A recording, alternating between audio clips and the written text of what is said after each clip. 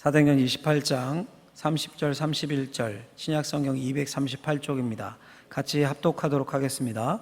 바울이 온 이태를 자기 셋집에 머물면서 자기에게 오는 사람을 다 영접하고 하나님의 나라를 전파하며 주 예수 그리스도에 관한 모든 것을 담대하게 거침없이 가르치더라. 아멘. 기도하겠습니다. 하나님의 군사로 하나님의 말씀 앞에 섭니다. 성령의 검, 말씀의 검을 잡고 전진할 수 있는 힘을 우리에게 이 시간 공급하여 주옵소서. 예수님의 이름으로 기도하옵나이다. 아멘. 드디어 이제 사도행전의 마지막 장, 마지막 절입니다. 긴 100번 넘게 설교를 한 것 같아요. 사도행전을 마지막 시간인데요. 하나님 나라의 복음이라는 제목으로 사도행전을 정리하며 또 하나님의 말씀을 전하고자 합니다. 여러분, 우리 사는 세상을 보면 사건 사고가 참 많죠. 지난해 보험 사기가 역대 최고였다고 합니다. 1조 원을 넘었답니다. 1조 원. 작년에 적발된 것만 1조 818억이라고 하는데요. 보험금 타려고 사람을 미리 보험 들어놓고 죽이고 또 일부러 사고를 내기도 하고, 예전에는 그 자녀 손가락까지 절단하고 이런 끔찍한 사건도 있지 않았습니까? 참 힘들고 어렵고 끔찍한 세상입니다. 주변 보면 다 뭐 잘 먹고 잘 입고 잘 사는 것 같은데 여전히 거리를 떠도는 노숙자는 2021년 기준 약 8,900명이라고 합니다. 쪽방촌에 사는 사람들까지 포함하면 더 늘어납니다. 한 2배 정도, 약 14,400명입니다. 많은 사람이 암에 걸리고 정신적인 질환에 시달리고 가정이 깨지고 가정이 파탄나고 어린아이와 청소년들이 길에서 방황을 하고 젊은이들은 일자리가 없어서 3포 시대, 5포 시대, 지금은 7포 세대라고 하죠. 연애, 결혼, 출산, 인간관계, 내 집 마련, 희망, 꿈까지 포기했다. 7포 세대라고 합니다. 이런 세상을 보면서 가끔 이런 세상 돌아가는 걸 보면 이런 가끔 질문을 제가 합니다. 이런 세상 속에서 우리가 이렇게 매주 모여서 예배드리고 또 저는 이렇게 설교하고 이 무슨 의미가 있는가? 또 세상에 말하는 것만 같습니다. 목사님이 세상에 대해 아십니까? 그 설교가 우리 먹고 사는데 무슨 도움이 됩니까? 결국은 무슨 고민인 겁니까? 이 세상에 대해서 신앙이, 이 세상 돌아가는 거에서 성경이 도대체 무슨 답을 줄 수 있는가? 이 고민입니다. 자, 과연 성경이 답을 가지고 있을까요? 성경이? 이 세상과 성경은 전혀 떨어진 거 아닙니까? 신앙과 세상은 전혀 별개 아닙니까? 사도행전이 바로 이에 대한 답입니다. 이렇게 죄악과 고통이 많은 어그러진 세상에 하나님이 보내주신 답이 바로 사도행전입니다. 사도행전을 열면 사도행전 1장 서두에 이런 질문으로 사도행전이 시작합니다. 6절에 보면 주께서 이스라엘 나라를 회복하심이 이때니까. 제자들의 절박한 질문이었습니다. 당시 이스라엘은 로마 제국의 국권을 빼앗긴 상태였습니다. 백성들이 무거운 세금과 부역에 눌려서 숨도 쉬기 힘든 때였습니다. 대부분의 사람들이 세금 내다가 땅을 빼앗겨 소작농으로 전락을 해서 하루 벌어서 하루 먹고 사는 사람들이 천지였습니다. 그래서 예수님 비유에 그렇게 품꾼 비유가 많은 겁니다. 그날 하루를 공치면 가족들은 굶고 잠을 자야 합니다. 많은 아이들은 거지가 되어서 거리를 떠돌고 예쁘장한 여자아이들은 몸을 팔았습니다. 거칠고 음탕한 이교 문화가 젊은이들의 영혼을 빼앗았습니다. 이들을 인도해야 할 자들이 지도자들이었겠죠. 유대 지도자들은 로마에 뇌물을 주고 지위를, 직책을 샀습니다. 그러니 투자한 만큼 뽑아야 될 거 아닙니까? 종교세를 무겁게 물리고 세리들은 로마가 부여한 세금보다 더 많은 세금을 걷어들여서 자기의 배를 채웠습니다. 바로 이런 때 터져나온 질문이 이 질문입니다. 부활하신 주님에게 제자들이 주께서 이스라엘 나라를 회복하심이 이때니까. 이렇게 어그러져 있고 깨어져 있고 사방천지 고통 많은 이 세상, 이제 그 로마를 물리치시고 정의와 평화를, 모든 걸 바로 잡을 때가 혹시 지금입니까? 이 제자들의 질문에 대한 대답이 바로 사도행전 전체입니다. AD 30년부터 62년까지 초기 기독교의 역사를 담고 있습니다. 그리고 이 역사책의 마지막 결론이 맨 마지막 절인 31절이에요. 그러니 이런 구성으로 되어 있는 겁니다. 이렇게 질문을 시작했다고 했죠. 질문이 주께서 이스라엘 나라를 회복하시면 이때니까. 그에 대한 대답이 하나님의 나라를 전파하며 예수 그리스도에 관한 모든 것을 담대하게 거침없이 가르치더라. 쭉 사도행전으로 대답을 주고 마지막 결론이에요, 이게.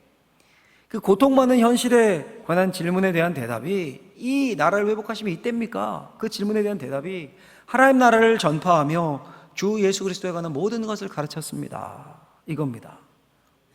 여러분, 도대체 하나님 나라를 전파하는 게 어떻게 인간의 악과 고통의 문제, 이 엉망으로 돌아가는 이런 문제를 해결하는 답이 되겠습니까? 하나님의 나라가 뭐길래 인간의 모든 고통과 문제의 답이 됩니까? 이게 무슨 뜻일까요, 여러분? 좀 예를 들어서 한번 설명을 해보면요. 우리나라가 그 근대에 들어와서 일본에게 국권을 빼앗긴 적이 있었죠. 짧게 말하는 학자들은 한 35년이다. 길게 보는 학자들은 40년 일제의 지배 아래 있었다. 일제 강점기라고 하죠, 우리가. 근데 1945년에 일본이 패망을 합니다. 대한민국이 해방되어서 이제 약 80여 년의 세월이 흐른 겁니다. 자, 그런데 여러분, 놀라운 건 지금 이제 우리가 정치적으로 분명히 일본으로부터 국권을 되찾았습니다. 주권 국가죠. 근데 여전히 일제의 영향이 남아 있습니다. 그래서 맨날 뭐 친일파 청산해야 된다 이런 거 때만 되면 막 나오죠. 뭐 막 나오고 조사해야 된다 막 이러고, 이런 걸 이제 일제 잔재라고 부르죠. 일본이 지배를 하면서 모든 국가의 법률과 체계, 또 사회 제도, 교육 제도, 문화 이런 것을 자기 나라식으로 일본 군국주의식으로 틀어놓았습니다. 분명 지금 우리는 일본의 통치를 받고 있지 않습니다. 근데 그때 만들어진 제도가 그 영향력이, 그 문화가 곳곳에 여전히 남아 있습니다. 예를 들면 인감증명 있죠. 우리 부동산 거래하거나 자동차 거래할 때 이렇게 떼는 거. 이게 이제 1914년 일제가 식민지 경제를 도입하기 위해서 만든 제도였습니다. 또 문화, 이건 뭐 말할 것도 없어요. 우리 묵찌빠 이거 하잖아요. 쎄 이거 다 일본에서 온. 화투 좋아하시는 분, 노인정 가면 다 화투 다 있잖아요. 일본 어른, 일본 놀이였죠. 이런 놀이 문화도 일제 문화를 받은 겁니다. 또 수학여행이라든가, 옛날에, 요즘은 없는 것 같은데 잘한 것 같아요. 옛날에 저희 때만 해도 여러분도 그랬잖아요. 학교 가면 머리 막 3cm 두발 규제. 이것도 이제 일본 문화에서 온 겁니다. 이 말이 더 심각해. 말은 뭐 말할 것도 없죠. 언어는 말할 것도 없어요. 언어는 그 나라의 품격과 그 나라의 문화를 담고 있는데, 언어 여러분 생각해 보시죠. 단어 같은 것들. 쓰레빠, 빠게스, 와르바시, 스메끼리, 몸빼, 무대뽀, 노가다, 다대끼, 스키다시. 뭐. 요즘 제일 많이 쓰는 게 이거 같아요. 찌라시. 뭐 이거 다혈하면 한도 없습니다. 한도 없어요. 많이 남아있는 거예요, 여전히. 일본의 잔재가. 되도록 아름다운 한글을 쓰고 이런 말들 사용을 안 하면 좋은데 우리 입에 붙었잖아요. 나이 드신 분들일수록 더 합니다. 더 많이 씁니다. 신뢰하라고 안 합니다. 쓰레빠라고 하지. 그렇죠? 자, 이 내용을 좀 정리해서 요약하면 이런 거예요. 이렇게 요약할 수 있습니다. 먼저, 원래 우리나라는 주권 국가였다. 그렇죠? 근데 두 번째, 일본이 우리나라를 빼앗고 우리나라에 자기 문화를 심었다. 세 번째, 해방되고 독립되어서도 많은 분야에 아직 그 영향력의 잔재가 남아있다. 네 번째, 그래서 우리는 그 일제에 안 좋은 잔재라면 그걸 청산을 해야 된다. 없애야 된다. 그렇죠? 자, 여러분, 그런데 이게 바로 하나님의 나라와 사탄의 왕국, 마귀 나라 사이에서도 똑같이 적용됩니다. 원래 온 우주는 하나님의 통치 아래에 있었습니다. 마귀가 만든 게 아닙니다. 마귀는 만들 수 없어요. 창조의 능력이 없습니다. 원래 하나님이 만든 세상이기에 하나님의 통치 아래에 있었습니다. 근데 마귀가 들어와서 틈을 탔습니다. 에덴 동산에서 아담과 하와를 꼬였습니다. 인간이 그 유혹에 넘어갔죠. 타락한 겁니다. 마귀가 그 나라를 강탈하고 들어와서 자신의 문화와 가치와 세계관을 심은 겁니다. 그래서 이 세상에 타락 이후에 이토록 악과 싸움과 분열과 고통이 많은 겁니다. 하나님이 그렇게 만드신 게 아니라 마귀가 틈타고 들어와서 심은 거예요. 타락을 시킨 거예요. 자, 그런데 세 번째, 하나님 그냥 두시겠습니까? 그냥 두지 않으시죠. 그래서 예수님을 보내신 거예요. 예수님이 오셨어요. 십자가를 지시고 부활하셔서 왕이 되셨습니다. 하나님 나라를 가져오셨습니다. 국권을 되찾은 거예요. 해방된 겁니다. 그래서 하나님의 나라라는 표현을 쓰죠. 하나님의 나라가 이 땅에 온 겁니다. 예수님을 의미해서. 근데 아직도 많은 분야에 잔재가 남아있어요. 그 마귀가 심어놓은 악한 것들이 세상에 많이 남아있습니다. 그럼 어떻게 해야 할까요? 우리는 그 잔재를 제거하기 위해 애써야겠죠. 이게 성경이 가르쳐주고 있는 내용입니다. 이런 의미를 생각하시면서 오늘 요절인 31절을 다시 한번 읽어보시면 머릿속에 좀 더 잘 들어오실 것 같아요. 31절 말씀 요절을 같이 한번 다시 읽어보죠. 시작. 하나님의 나라를 전파하며 주 예수 그리스도에 관한 모든 것을 담대하게 거침없이 가르치더라. 아멘. 여러분, 하나님의 나라를 전파한다는 것이 무슨 뜻입니까? 하나님의 나라, 이게 마귀의 나라를 멸하고 예수님이 자기의 나라를 세우셨는데, 그렇죠? 근데 이 개념이 이런 거 아닙니다. 이 세상이 다 마귀 거니까 우리는 그냥 예수 믿다가 천당 가면 된다, 이런 개념이 아닙니다. 이미 하나님의 것이고 예수님의 것이었습니다. 마귀가 침투해 들어온 거예요.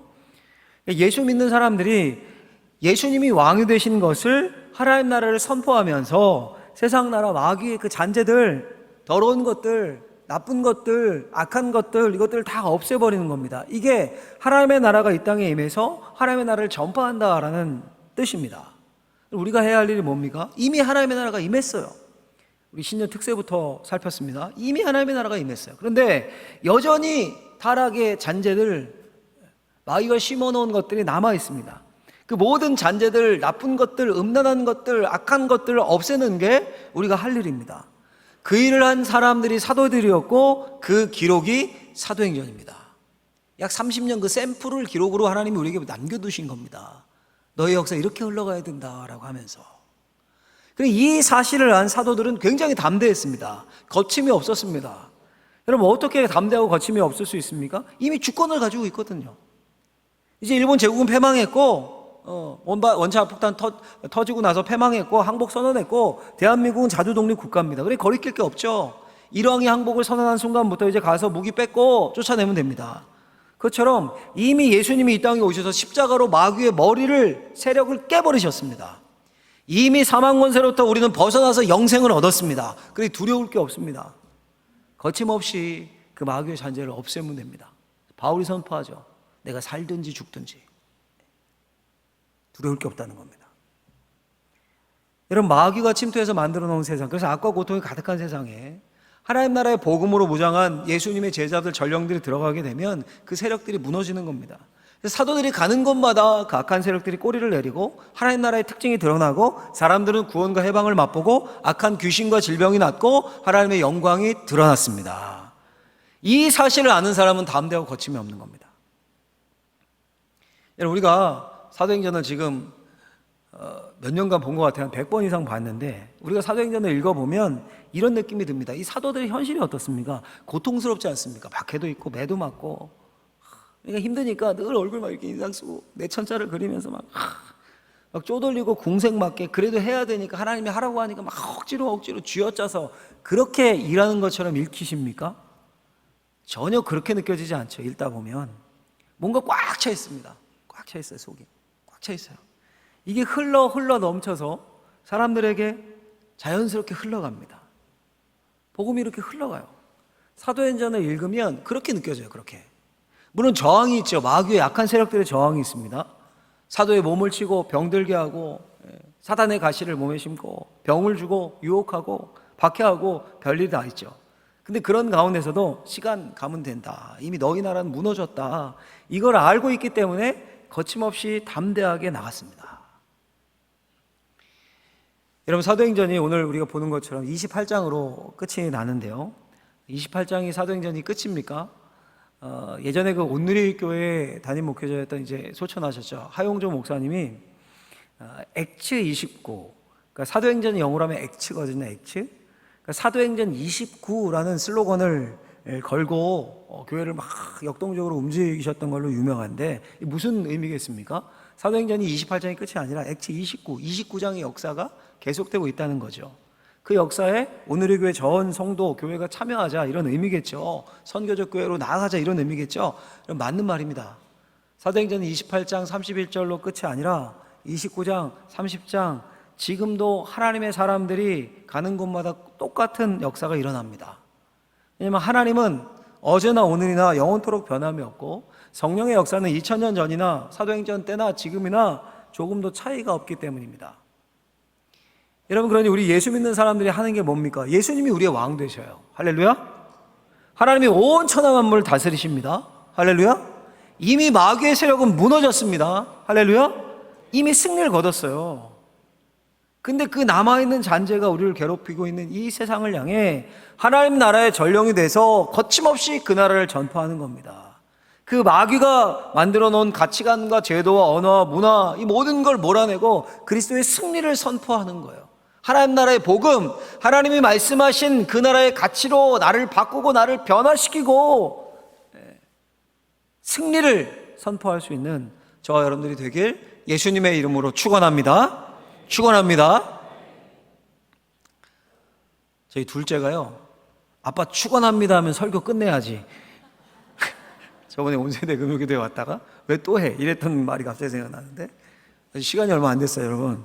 조금만 더 깊게 생각해 보면 이 하나님의 나라가 또 어른들도 축원합니다 하면 끝나는 줄 있는 줄 아는 분 있을까 봐 쭉 확장이 되잖아요. 근데 이 확장되는 모습과 양상을 조금 더 설교를 하고 마치고자 하는데, 여러분 사도행전이 28장입니다 총. 근데 이 사도행전 1장, 2장, 3장 이 숫자는 한참 뒤에 매긴 거예요. 성경이 쓰여지고 편집되고 한참 뒤에 읽기 편하게 번호로 매겨져 있는 거고, 처음에는 그게 없었겠죠. 그럼 구분이.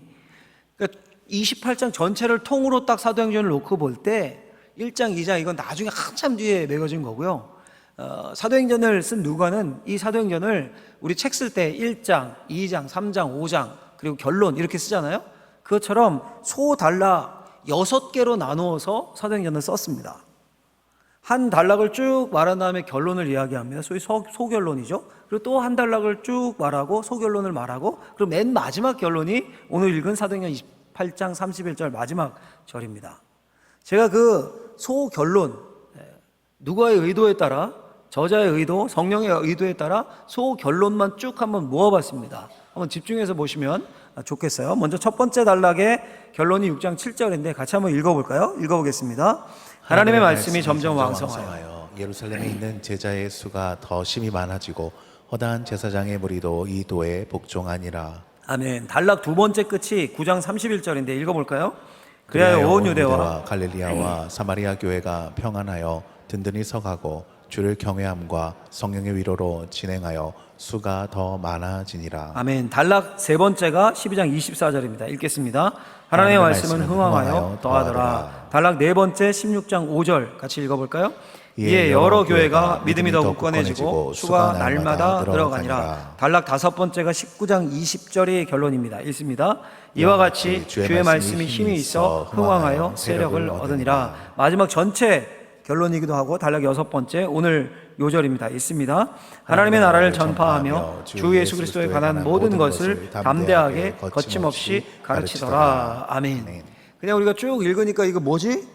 이렇게 하실 수 있는지 색깔로 이렇게 구분해 놓긴 했는데, 간략히 요약해 드리면 이겁니다. 첫 번째 단락의 결론은 이거였어요. 말씀이 왕성했다. 두 번째 단락의 결론은 교회가 든든해졌다. 세 번째 단락의 결론은 어땠습니까? 말씀이 왕성했다. 네 번째 단락 결론, 교회가 굳건히 섰다. 다섯 번째, 말씀이 힘이 있었다. 여섯 번째 결론이 하나님의 나라가 전파되었는데 총 결론이요, 담대하고 거침없이 전파되었다. 자, 그러니까요. 자, 사도행전의 전체의 구조가 하나님의 나라가 쭉 전파되는 거예요. 이스라엘 나라가 회복됨이 이때입니까? 그 고통 가운데 있는 제자들의 질문에 주님이 주신 답이에요. 너희가 성령을 받으면, 권능을 받고 온 유대와 땅 끝까지 복음이 하나님의 나라가 쭉 전파될 거다. 이게 사도행전의 전체 주제 구조입니다. 그렇죠? 근데 거기에 두 가지가 지금 소단락으로 해서 결론적으로 계속 반복해서 나옵니다. 첫 번째, 말씀이 왕성했다. 두 번째, 교회가 든든히 세워졌다. 자, 그러니 하나님의 나라가 전파됩니다. 하나님의 나라가 커져간다는 말의 의미가 정리가 지금 되셔야 됩니다. 첫 번째는 하나님의 말씀이 왕성하고, 두 번째는 교회가 굳건히 세워집니다. 자, 이 둘을 한번 간략하게 생각해 보죠. 제 질문 형식으로 한번 만들어 봤는데, 질문 형식으로. 첫 번째로 어떻게 하나님의 말씀이 하나님의 나라를 전파하는 게 되는가? 말씀이 흥황하여 갔다. 어떻게 말씀이 하나님의 나라를 전파하는 게 되는가?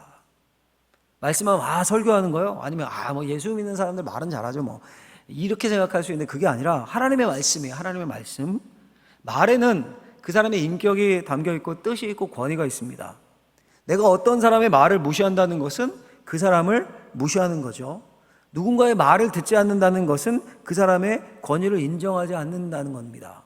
말을 부드럽게 하지 못하고 거세게 막 화를 내면서 하면 상대방을 무시하는 게 되는 거예요.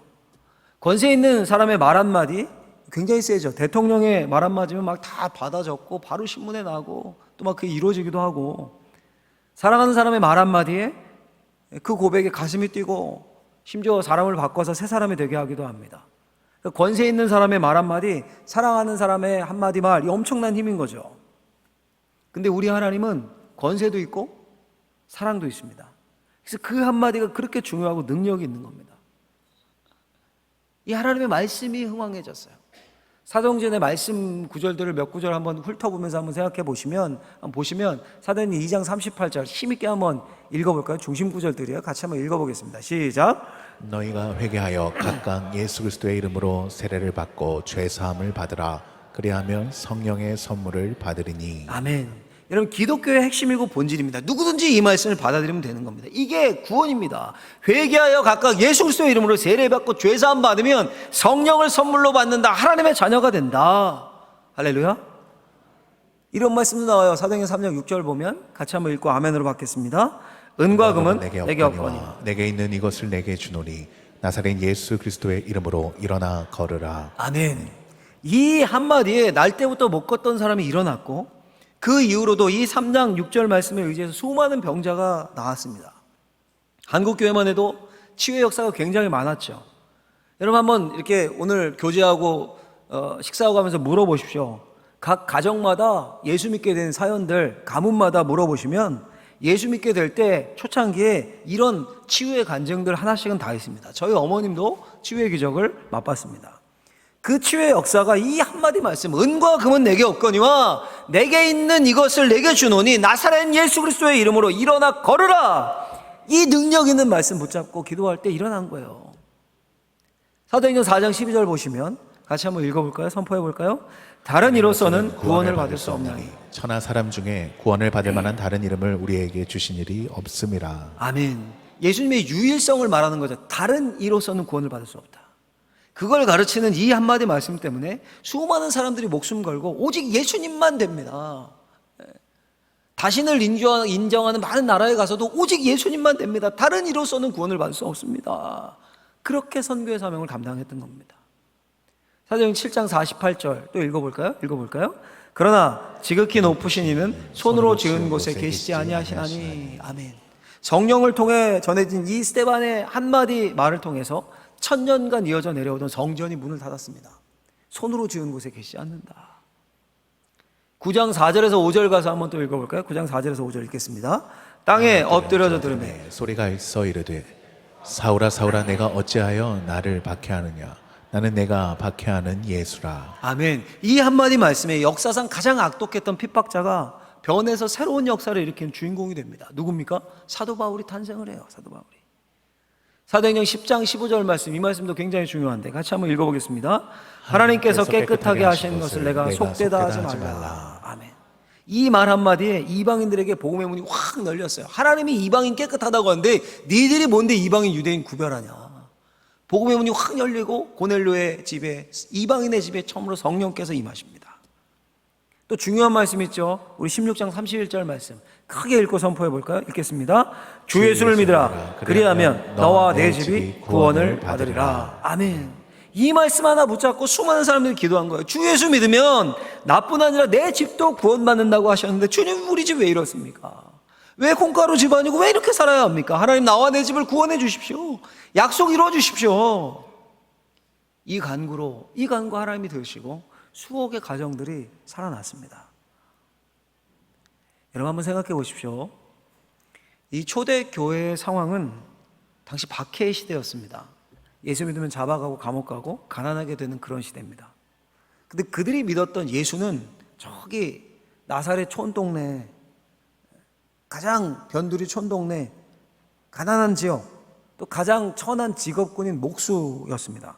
근데 그가 십자가에 죽었다가 살아났다, 부활했다, 이런 말도 안 되는 이야기를 전하고 선포하는 겁니다. 근데 어떻게 그 말을 믿고 자신을 헌신할 수 있었을까요? 어떻게 죽음을 무릅쓰고 예수님을 믿을 수 있을까요?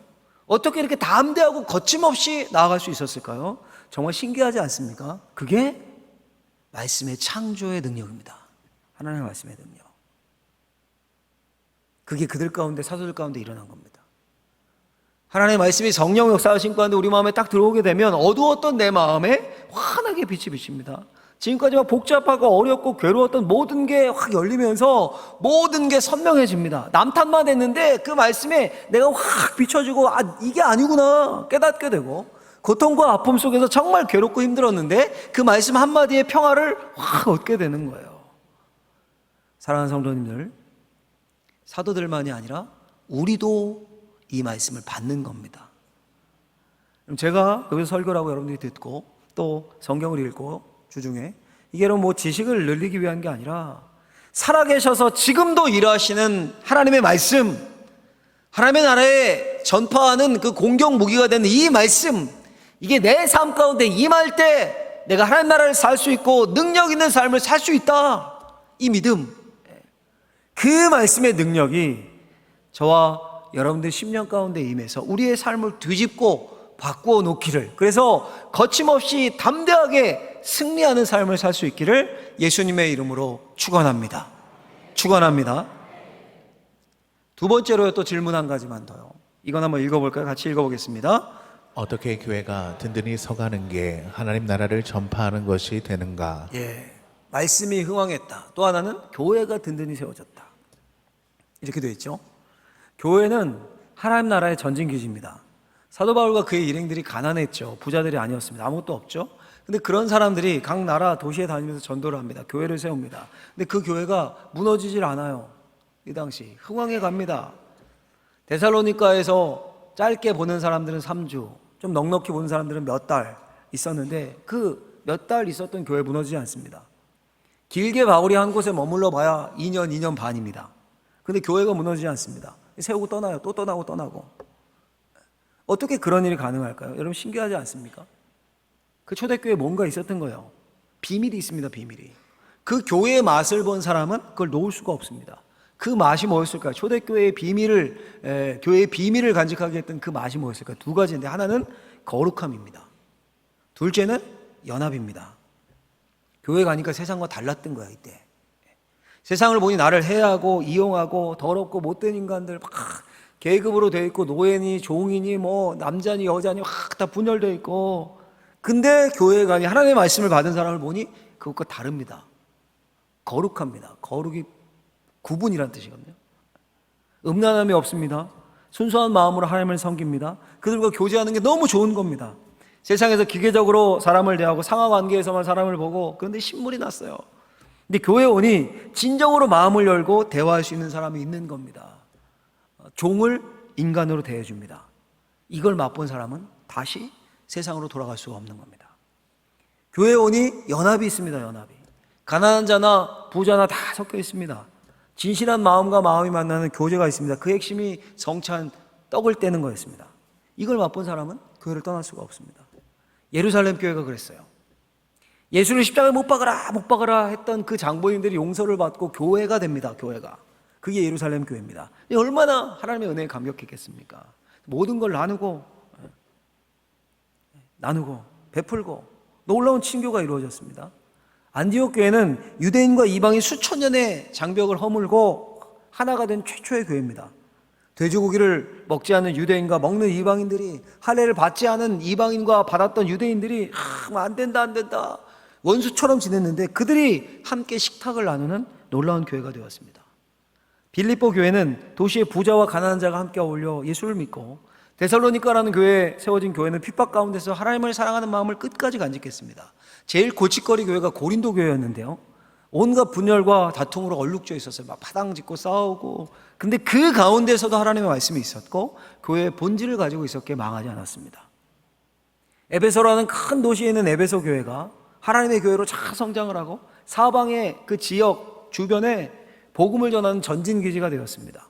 영향을 받은 수많은 교회들이 있어요. 그게 소아시아 7교회들입니다. 그리고 그 영향을 받은 교회 중 하나, 골로새 교회도 영향을 받은 교회예요. 그러면 교회는 이 세상이 마귀가 다 지배하는 것 같은데 막 흔들리고 악하고 타락하고 어떻게 이렇게 고통받는 세상에, 근데 실상은 그게 하나님이 창조하신 하나님의 세상이라니까요. 그래서 하나님의 능력의 말씀을 가지고 가서 교회를 만들어 놓으면 그곳에서는 세상에 악이 들어오지 못하는 전진기지, 이게 교회이다라는 것을 사도행전이 보여줍니다. 여러분, 우리가 이 교회를 체험할 수 있기를 간절히 바랍니다. 솔직히 여러분, 저만 해도요, 의심이 가고 흔들리고 자신이 없을 때도 많고 유혹도 있고 어려움도 있고, 근데 그런 가운데서도 믿음을 지킬 수 있는 비결이 뭘까요? 제가 가지고 있었던, 가만 돌아보면 교회에 대한 경험입니다. 제가 자랐던 교회 학교, 학생회, 청년 공동체, 또 이민 교회 공동체, 수많은 교회 공동체, 그 교회의 경험이 저를 지탱해 줬고, 주님의 교회를 위해 일생을 드려도 좋겠다, 이 생각 때문에 이 자리에 서 있을 수 있는 거겠죠. 여러분, 이런 좋은 교회 공동체에 대한 경험이 없으면 어떻게 될까요? 이게 그냥 초대교회나 있었던 환상적인 일이지, 이 정도로만 생각하고 이런 경험이 내게 없다, 어떻게 될까요? 교회를 단순히 서열로 보게 됩니다. 그러면 권력 투쟁의 장으로 보는 사람도 있어요. 내 경제적인 이익을 위해 그냥 몸담은 수준의 그런 모임 정도로 보는 사람도 있어요. 그럼 능력을 맛보지 못하죠. 근데 정말 그리스도인의 참된 교제를 경험한 사람은 이게 너무 소중하기 때문에 하나님의 교회를 사랑할 수밖에 없습니다. 교회를 위해 헌신하고 떠날 수가 없어요. 우리 사랑하는 성도님들, 우리가 교회예요. 하나님이 우리를 모으셨습니다. 이 자리에 각자 다른 고향, 다른 배경, 다른 나이, 다른 생각 가진 사람들을 하나로 모으셨어요. 여러분들이 경험하는 방어진 제일 공동체는 어떤 공동체입니까? 아직 멀었네, 이래서 안 좋고 저건 저래서 안 좋고, 그런 정도의 공동체이십니까? 혹시 그런 마음이 드는 것 자체가 구경꾼이 아닐까요? 정말 주님의 몸된 교회고 내게 주신 하나님의 교회라고 믿는다면, 내가 공동체의 일원이라면 오히려 내가 적극적으로 끌어안고 사랑하며 헌신해야 하지 않을까요? 여러분, 간절히 바라건대 우리 교회에, 우리 방어진 제일 교회에 이 두 가지, 하나님의 말씀이 살아있고 또 주의 사랑 가운데서 우리의 마음을 나누고 물질을 나누고 심지어 사회적인 지위 이런 것도 다 교회 안에서는 허물어져서 주 안에서 하나 되는 경험, 그걸 위해서 우리가 합심해서 모여 기도도 하는 겁니다. 그런 경험이 우리 교회 공동체를 통해 있기를 예수님의 이름으로 간절히 축원합니다. 이 모든 게 하나님의 나라인 거예요. 하나님의 나라. 이것을 어떻게 행합니까? 하나님의 나라를 선포하라. 담대하고 거침없이 하나님 나라를 선포하고 그 나라를 사는 겁니다. 이미 예수 그리스도께서 이 땅에 오셔서 사탄의 세력을 멸하셨어요. 우리에게 영생이 주어졌습니다. 하나님 나라의 백성으로서의 교과서와 인생의 나침반이 예수님이 계속해서 매주 말씀을 읽을 때마다 말씀하세요. 그걸로 우리의 마음을 가득 채우고, 그렇죠? 세상의 모든 수고한 짐을 주님이 말씀하시는, 내게로 와서 내려놔라. 너 이제 짐을 받거든요. 나의 멍에를 메고 같이 가자. 내 짐은 쉽고 가볍다. 나는 온유하다. 내게로 와서 내게 배워라. 이 주님의 말씀 가운데 내가 하나님의 자녀이고 주님의 백성임을 늘 마음에 새기면서 성령의 인도하심 가운데 그 나라를 누리며 세상에서 거침없이 담대하게 쫄지 마시고, 우리 이미 승리했는데 거침없이 담대하게 하나님 나라의 백성으로서, 자녀로서 살 수 있는 저와 우리 사랑하는 성도님들이 다 되시기를 예수님의 이름으로 축원합니다. 기도하겠습니다. 하나님 감사합니다. 사도행전을 마무리합니다. 하나님 나라의 복음, 그 복음의 역사, 초기 기독교의 30-40년의 역사를 우리가 오랜 기간 살폈습니다. 성령이 임하셨던 것처럼 우리에게 성령이 임하여 권능이 임하고 능력이 생기고, 또 하나님 나라의 백성으로서 그 나라를 거침없이 담대하게 전하며 누리며 살 수 있는 인생들 되게 하여 주옵소서. 예수님의 이름으로 기도하옵나이다. 아멘.